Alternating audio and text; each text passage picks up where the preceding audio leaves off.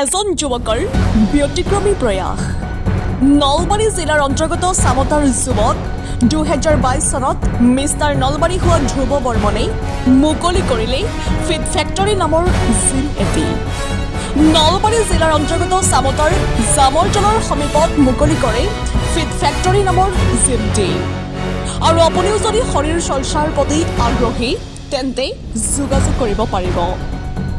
স্বত্বাধিকাৰী ধ্ৰুৱ বৰ্মনে জনোৱা মতে গ্ৰাহকৰ বাবে অফাৰ দিয়া হ'ব বুলিও অৱগত কৰে।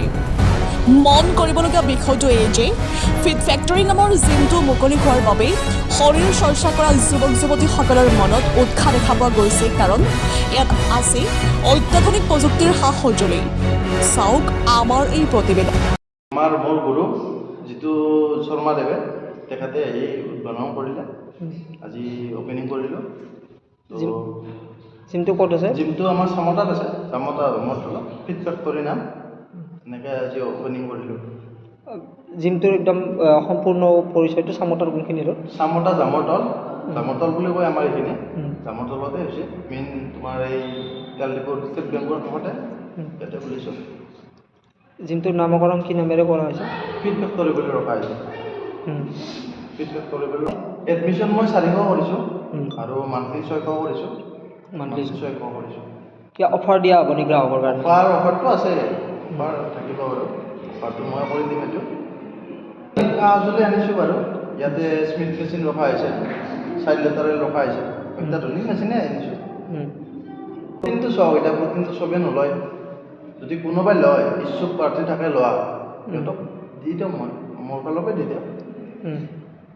ছাপ্লিমেণ্ট ষ্ট'ৰ এটা ৰখা হ'ব? ছাপ্লিমেণ্ট ষ্ট'ৰ ইয়াতে কৰিম বুলি ভাবি আছোঁ, এতিয়া চাওঁ আৰু কোনে কি কয়। কেনেকুৱা সঁহাৰি কেনেকুৱা পাইছে? সঁহাৰিটো ভালেই পালোঁ। আজি দিনত অপেনিং হৈ গ'ল, আমাৰ জিতু শৰ্মাদেৱে অপেনিং কৰিলে, তো সঁহাৰি ভালেই পাইছোঁ। এটা বিশেষ কথা সুধোঁ, আপোনাৰ এটা যুৱ চামৰ এটা বহু কম বয়সৰ ল'ৰা হয়। আজিকালি চামে এটা চাকৰি মানে ঢাকলি মেলে, কিন্তু আপুনি এটা বিপৰীত পক্ষত গৈছে, কি হ'ল? চাকৰিটোতো মই সৰুৰ পৰাই এইটো বস্তু চাকৰিটো বেয়া পাওঁ একচুৱেলি। তো মই সদায় ফিটনেছৰ লগতে জড়িত থাকিলোঁ। 2015 পৰা ফিটনেছতে আছোঁ মই। তো আজি এইখিনি কৰি মিষ্টাৰ নলবাৰীও জিকিলোঁ, খেলা খেলিলোঁ, 2-3খন খেলা খেলিলোঁ। তাৰপিছত এইটো আৰু ভাবিলোঁ আৰু মনত জিম এটা কৰিব লাগিব, তো আজি খুলিলোঁ। শিক্ষাগত অৰ্হতা আপুনি কিমানলৈকে কৈ থৈছে? বুজা নাই কি কৈছে? শিক্ষাগত অৰ্হতা কিমানলৈকে আপোনাৰ? মই ডিগ্ৰী পাছ কৰিলোঁ আৰু প্লাছ লগতে ITI কৰিছোঁ। কৰি পিনে মানে মই আৰু চাকৰি আৰু এইটো বাদে ইণ্টাৰভিউ মাৰি পোৱা নাছিল? একো মাৰি পোৱা নাই।